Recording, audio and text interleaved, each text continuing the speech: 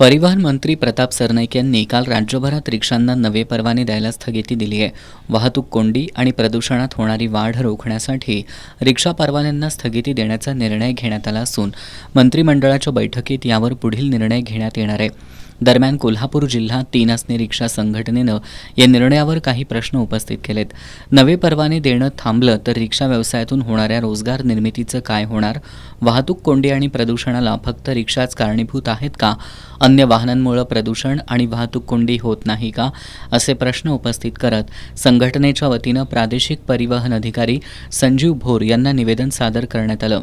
यावेळी संघटनेचे ॲडव्होकेट बाबा इंदुलकर यांनी राज्यातल्या काही शहरांमध्ये रिक्षांमुळे वाहतूक कोंडी आणि प्रदूषण होत असेल, पण कोल्हापुरात तशी परिस्थिती आहे का? परिवहन विभागानं त्या संदर्भात काही माहिती घेऊन निरीक्षणं राज्य सरकारला पाठवली आहेत का?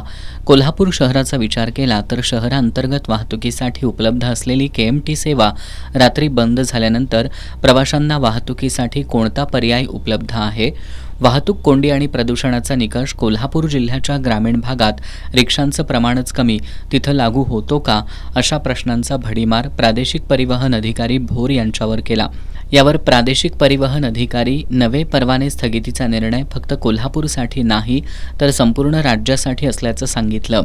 या संदर्भात कोल्हापूर जिल्हा 3 आसनी रिक्षा संघटनेच्या भावना आपण परिवहन आयुक्तांपर्यंत पोहोचवू असं त्यांनी सांगितलं. यावेळी संघटनेनं वाहतूक कोंडी आणि प्रदूषण ही कारणं कोल्हापूरच्या रिक्षा व्यवसायाला लागू होत नसतील तर कोल्हापुरातील रिक्षा परवाने देण्याची प्रक्रिया स्थगित करू नये अशी मागणी केली आहे. निवेदन सादर करताना ॲडव्होकेट बाबा इंदुलकर, सुभाष शेटे, ईश्वर चन्नी, अविनाश दिंडे, विजय गायकवाड, नरेंद्र पाटील, राकेश गायकवाड, राजेंद्र थोरावडे आदी उपस्थित होते.